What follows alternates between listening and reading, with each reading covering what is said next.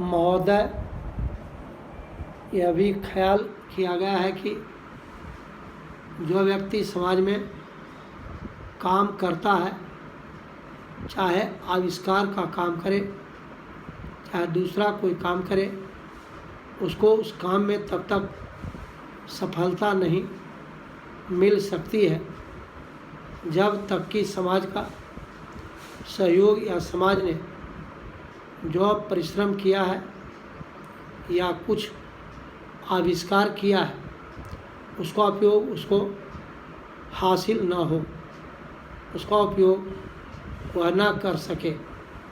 इसलिए जब भी कोई वस्तु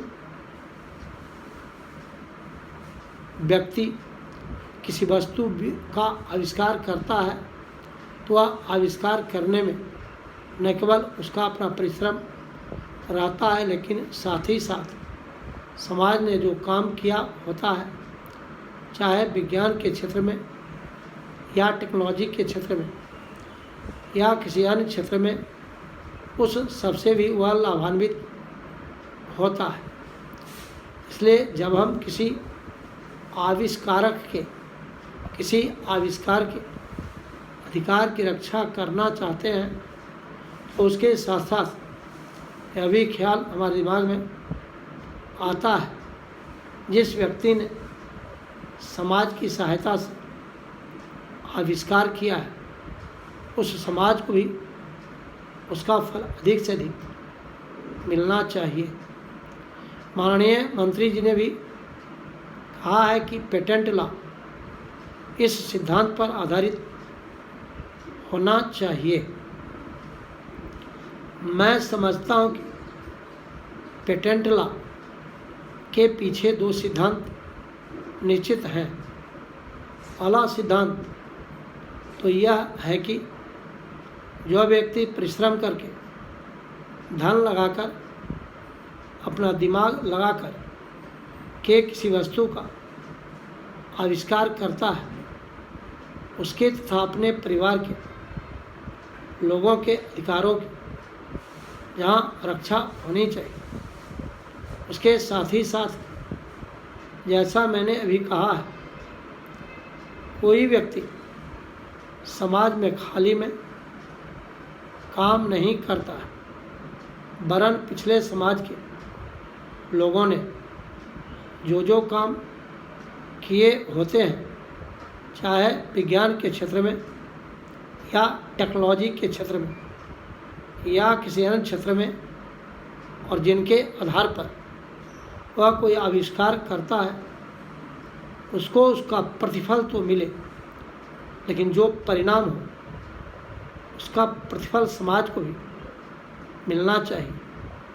मंत्री महोदय ने कहा है कि जो यह सिद्धांत है वह भी इस विधेयक के पीछे स्थापित किया गया है और इस बात का ख्याल रखा गया है कि जहाँ हम किसी व्यक्ति के आविष्कार के जो अधिकार हैं, चाहे धन के उपार्जन का अधिकार हो या प्रतिष्ठा प्राप्त करने का अधिकार हो, उसे प्रतिष्ठा का और चाहे धन का, दोनों का लाभ व्यक्ति विशेष को भी मिले।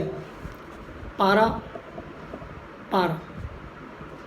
महोदय, देश में जो उद्योग धंधा चल रहा है या देश की उन्नति करने का, देश में समृद्धि लाने का जो वैज्ञानिक या टेक्नोलॉजिकल आविष्कार हो रहा है, उसमें भी उसका उपयोग पूरा हो स्टॉप।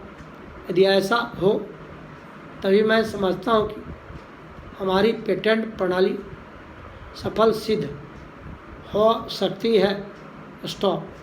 यह सवाल उठ सकता है कि किस हद तक व्यक्ति के अधिकार की रक्षा की जाए और किस हद तक उसके अधिकार का हनन किया जाए, ताकि समाज का अधिक से अधिक लाभ हो, समाज का अधिक से अधिक उपयोग कर सके। स्टॉप। एक दृष्टिकोण जो इसके पीछे है। स्टॉप। हमें इस बात का अभिमान है कि हम 90 करोड़ हैं। स्टॉप। हमारी कई जातियाँ, कौमा, कई धर्म, कौम, कई भाषाएं और कई प्रकार के रीति डैश रिवाज हैं। स्टॉप। इस विविधता से हमें लाभ उठाना चाहिए, कौमा, किंतु आज भेदभाव का भूत हमारे सिर पर चढ़ रहा है। स्टॉप। भारत को स्वतंत्रता मिली है, कौमा, इसका अर्थ यह होना चाहिए कि गरीबों की सेवा के लिए आज तक हमें जो सुविधाएं उपलब्ध नहीं थी, कौमा, वे मिली हैं। स्टॉप। जिस प्रकार भरत ने अयोध्या के राज को राम का समझकर सेवक डैश वृत्ति से राज्य का काम संभाला था, उसी प्रकार हमें समझना चाहिए कि राज्य गरीब जनता का है और उसके नाम पर, कौमा, उसके संरक्षक बनकर, कौमा, हमें उसको चलाना है। स्टॉप। अब गरीब को ऐसा अनुभव होना चाहिए कि हरेक उसकी सेवा में लग रहा है। स्टॉप। सूर्य के उदय होने पर धनी, कौमा, गरीब सबके घरों में प्रकाश पहुंचता है। स्टॉप। ठीक उसी प्रकार स्वराज्य का लाभ सबको एक समान मिलना चाहिए। स्टॉप। इसका सुख धनी डैश निर्धन सबको बराबर मिलना चाहिए। स्टॉप। जनता को हमने वचन दिया था कि स्वराज मिलने पर हम आपके दुख दूर करेंगे, कौमा, अब वह समय आ गया है जबकि हमें अपने उस दिए वचन को पूरा करना है। स्टॉप। इतने बड़े देश में विचार डैश भेद होना स्वाभाविक है। स्टॉप। देखना यह है कि हम लोगों के विचारों में उस समान अंश भी हैं या नहीं। स्टॉप। यदि हैं तो समान कार्यक्रम बनाइए। स्टॉप। इस प्रकार कार्य करने से हमारे भेदभाव कम होते होते एक दिन मिट जाएंगे और अच्छी बातों का अपने आप विचार होने लगेगा। स्टॉप। अगर उसी प्रकार भेद कायम करने की कोशिश की गई तो लोग सत्ता के पीछे पड़ जाएंगे और स्वराज्य प्राप्त होने पर भी उसका आनंद हम लोगों को नहीं मिल सकेगा। स्टॉप। एक और भी बड़ी आवश्यक बात है। स्टॉप। हम में हर एक को खाने के लिए भोजन और पहनने के लिए कपड़े की ज़रूरत होती है। स्टॉप। हम जानते हैं कि हमारे देश में इनकी कमी है। स्टॉप।